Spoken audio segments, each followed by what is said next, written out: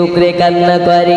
আমার আল্লাহ বলে জিবরিল চলে যাও, আমার দোস্ত মুস্তাফাকে আরশে আজিমের মেহমান করে নিয়ে আসো। যাও জান্নাতে চলে যাও, হাজার হাজার বোরা গাড়ি বানিয়েছি, বোরা গাড়ি নিয়ে নাও। আর আমার দোস্তর জন্য জান্নাতি লেবাস বানিয়েছি, জান্নাতি লেবাস নিয়ে নাও। আর জান্নাত থেকে 70,000 নূরের বাতি নিয়ে নাও, 70,000 নূরের লাইট নিয়ে নাও। আমার দোস্তকে আনার জন্য চলে যাও। এবারে জিবরিল আমিন চলে গেলেন উম্মে খানের বাড়িতে। যাওয়ার পরে আপনার কি নাও, উম্মে খানের বাড়ির ছাদে আল্লাহর দেওয়া 600খানা ডানার মধ্যে থেকে একটি ডানা দিয়ে একটু আপনার কিনা ঠেকিয়েছে, অটোমেটিক দরওয়াজা হয়ে গেল, অটোমেটিক আপনার কিনা খুলে গেল। উম্মে খানের বাড়িতে প্রবেশ করলেন জিবরিল আমিন। যাওয়ার পরে দেখতে পাই আল্লাহর নবী সাল্লাল্লাহু আলাইহি ওয়াসাল্লাম আপনার কিনা আরাম ফরমাচ্ছেন, ঘুমিয়ে আছেন, নিদ্রা অবস্থায় আছেন। ওই সময় জিবরিল আমিন আপনার কিনা ভেবে পাই না এখন নবীকে জাগায় কেমন করে, এখন নবীকে ডাকে কেমন করে। নবীকে ডাকার মতন তো আমি ভাষা জানি না, নবীকে ডাকার মতন তো আমি ল্যাঙ্গুয়েজ জানি না, নবীকে ডাকার মতন তো আমি ভাষা জানি না। এখন যদি নবীকে ডাকতে গিয়ে কোনো রকম ভাবে বেয়াদবি হয়ে যায়, এখন যদি নবীকে ডাকতে গিয়ে কোনো রকম ভাবে গোস্তাকি হয়ে যায়, নবী যাতে বেজার, আল্লাহ তাআলা তাতে বেজার। আর নবী যদি বেজার হয়ে যায়, আমি জিবরিল আমিন আমার জীবন বরবাদ হয়ে যাবে।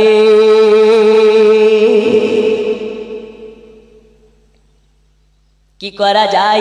আমার আল্লাহ তাআলা বলে জিবরিল কিছু করা লাগবে না, তোমাকে আমি নরম নরম ঠোঁট দিয়েছি, এই ঠোঁট দ্বারাতে আমার দোস্ত হাবিবুল্লাহর কদমে চুমা খাও। কার কদমে? কে চুমা দেবে? জিবরিল।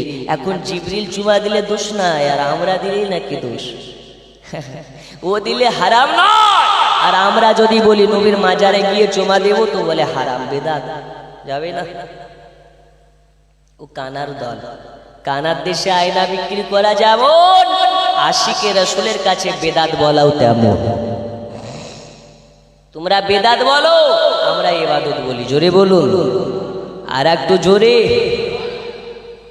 আব্বাজি আমার সোনা মানিকেরা, এবারে দেখুন আল্লাহর হাবিব সাল্লাল্লাহু আলাইহি ওয়াসাল্লামের কদমে চুমা খেলেন জিবরিল আমিন।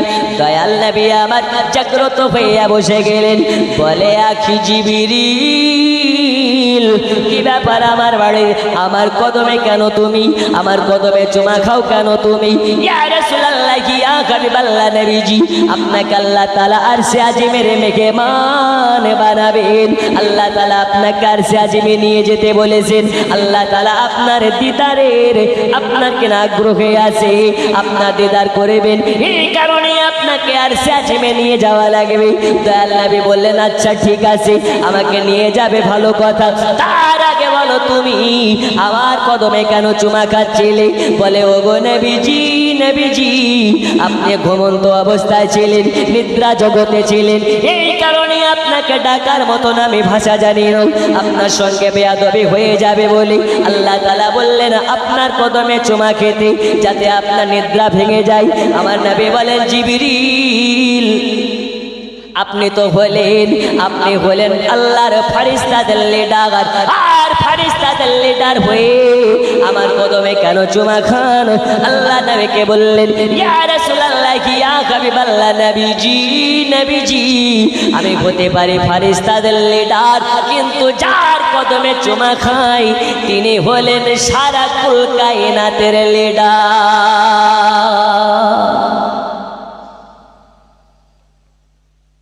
এজন্য আজ আমি ধন্য হয়ে গেলাম নবী গো, আপনার কদমে চুমা খেয়ে আমি জিবরিল আমার মনের স্বাদ মিটে গেছে। জোরে বলুন সুবহানাল্লাহ, আর একটু জোরে সুবহানাল্লাহ।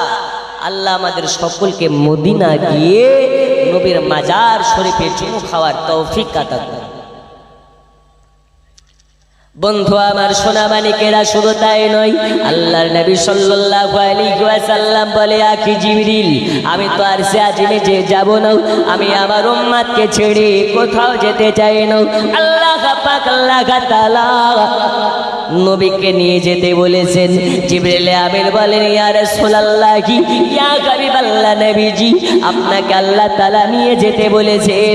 আরশে আজিমে নিয়ে যাওয়ার পরে আল্লাহ আপনাকে দেখা দেবেন, আল্লাহ আপনাকে দিদার দেবেন। যে আল্লাহর সঙ্গে দিদার করার জন্য আল্লাহর একজন পয়গম্বর হযরতে মুসা কালিমুল্লাহ কতই না আবেদন করেছেন, কতই না আপিল করেছেন, আল্লাহ তাকে দেখা দেয়নি। আর আপনি বিনা আপিলে আল্লাহর দিদার পাচ্ছেন নবীজি, আপনি কেন যাবেন না? ওই সময় নবী আমার বলেছিলেন, ও গো জিবরিল, কান খুলে শুনে নাও, আমার গুনাহগার উম্মতকে রেখে, আমার গুনাহগার উম্মতকে রেখে, আমার গুনাহগার উম্মতকে রেখে কোথাও যাওয়ার জন্য আমার মন লাগে না। ও গো জিবরিল, আর সে আজিম তো অনেক দিনের রাস্তা, হাজার হাজার আপনার কিনা কিলোমিটার রাস্তা, হাজার হাজার বছরের রাস্তা, আমি আমার গুনাহগার উম্মতিকে ছেড়ে কেমনে যাই বলো, কেমনে যাই বলো? আমার আল্লাহ পাক আল্লাহ তাআলা বলে, জিবরিল, আমার দোস্ত হাবিবুল্লাহকে জানিয়ে দাও, আমার দোস্ত রাসূলুল্লাহকে জানিয়ে দাও, আমার দোস্ত হাবিবুল্লাহ আরশে আজিমে আসা পর্যন্ত যত সময় যাবে, যা পর্যন্ত যত সময় যাবে, আমার সঙ্গে দিদার অবস্থাতে যত সময় যাবে, এই সময়ে যতটা আপনার কিনা সময় কেটে যাবে, এই সময়ের মধ্যে আমার দোস্ত হাবিবুল্লাহ একজনের আপনার কিনা উম্মতের গুনাহ লেখা হবে না, গুনাহ লেখা হবে না, লেখা হবে না। কিন্তু তারা যদি সবের কাজ করে, সব খানা তুলে দেওয়া হবে, কিন্তু গুনাহ লেখা হবে না। আল্লাহর নবী বললেন, আচ্ছা ঠিক আছে, আমি আল্লাহ দিদারে যাওয়ার জন্য রাজি।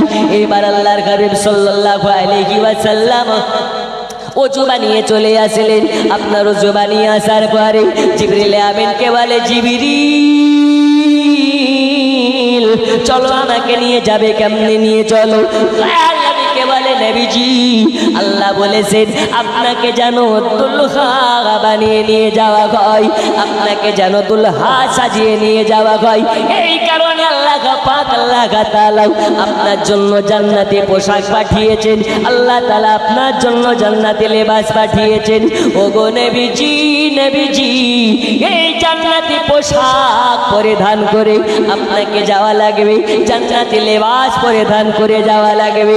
নবী আমার হাওমাও হাওমাও করে কান্না করতে লেগেছে, চোখের পানি টুকরে টুকরে ফেলতে লেগেছে।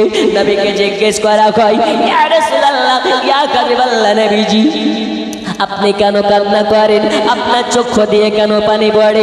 ওই সময় নবী বলেছিলেন, এই আখি জিবরিল, কান খুলে শুনে নাও, আমার উম্মতেরা নতুন পোশাক পরতে পাবে না, পাবে না। আমার উম্মতেরা জান্নাতি পোশাক পরতে পাবে না, আর আমি নবী হয়ে ওই জান্নাতি পোশাক কেমনে পরি?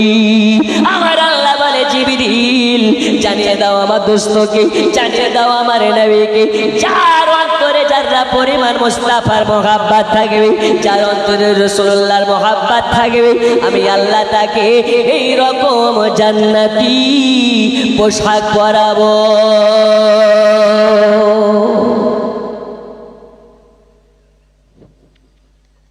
তাহলে ওই জান্নাতি পোশাক পরার জন্য নামাজ পড়তে হয়, রোজা করতে হয়, হজ করতে হয়, মিথ্যা ছেড়ে দিতে হয়।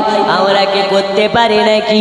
মুখে বলি আমরা নবীর পাগল দিওয়ানা, হুজুর নামাজ রোজা কিছুই লাগে না, ঠিক না? রমজান মাসে ঘরে বসে লুকিয়ে লুকিয়ে ভাত খায়, এমন লোক আছে না নাই? একটু জোরে বলুন, আছে না নেই?